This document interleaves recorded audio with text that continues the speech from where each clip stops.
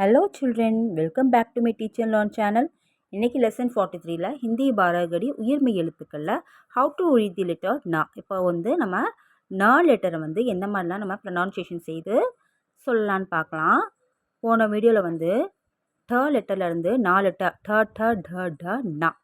இப்போ 4 ட போட்டாச்சு. இப்போ நா கடைசி லெட்டர் இருக்கு இல்லையா, நா, இந்த லெட்டர் தான் நான் போட்டிருக்கேன். எப்படி நம்ம ப்ரொனவுன்சியேஷன் செய்து சொல்லலான்னு பார்க்கலாம். வாங்க வீடியோக்குள்ளே போகலாம். இந்த லெட்டர் ஆ, இந்த லெட்டர் நா. மறுபடியும் சொல்லலாம், ஆ நா.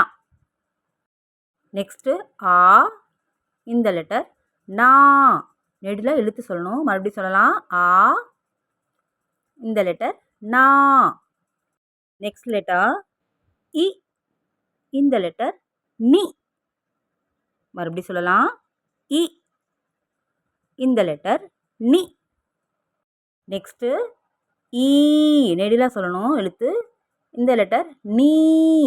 மறுபடியும் சொல்லலாம், ஈ, நீ.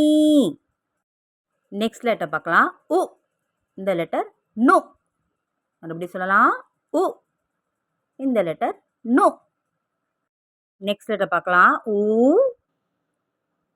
இந்த லெட்டர் நூ. இழுத்து சொல்லணும். மறுபடியும் சொல்லலாம், ஊ, இந்த லெட்டர் நூ. நெக்ஸ்ட் லெட்டர் பார்க்கலாம், ரு, இந்த லெட்டர் ன்ரு. NRU, ன்ரு அப்படின்னு சொல்லணும். ஆனால் ரொம்ப எழுத்தில் வராது இது, இந்த லெட்டர். மறுபடியும் சொல்லலாம், ரு, ன்ரு. நெக்ஸ்ட் லெட்டர் பார்க்கலாம், ஏ, இந்த லெட்டர் நே. மறுபடியும் சொல்லலாம், ஏ, இந்த லெட்டர் நே. நெக்ஸ்ட் லெட்டர் பார்க்கலாம், ஐ, இந்த லெட்டர் நாய். மறுபடியும் சொல்லலாம், ஐ, இந்த லெட்டர் நாய். நெக்ஸ்ட் லெட்டர் ஓ, இந்த லெட்டர் நோ. மறுபடியும் சொல்லலாம், ஓ, இந்த லெட்டர் நோ. நெக்ஸ்ட் லெட்டர் பார்க்கலாம், ஆவ், இந்த லெட்டர் நவ். மறுபடியும் சொல்லலாம், ஆவ், இந்த லெட்டர் நவ். நெக்ஸ்ட் லெட்டர் பார்க்கலாம், அன், இந்த லெட்டர் நன். மேலே புள்ளி வச்சுட்டுல இன்னும் வரும்.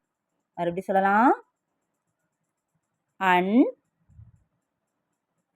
இந்த லெட்டர் நன். நெக்ஸ்ட் லெட்டர் பார்க்கலாம், அஹா, இந்த லெட்டர் நஹா. மறுபடியும் சொல்லலாம், அஹா, இந்த லெட்டர் நஹா.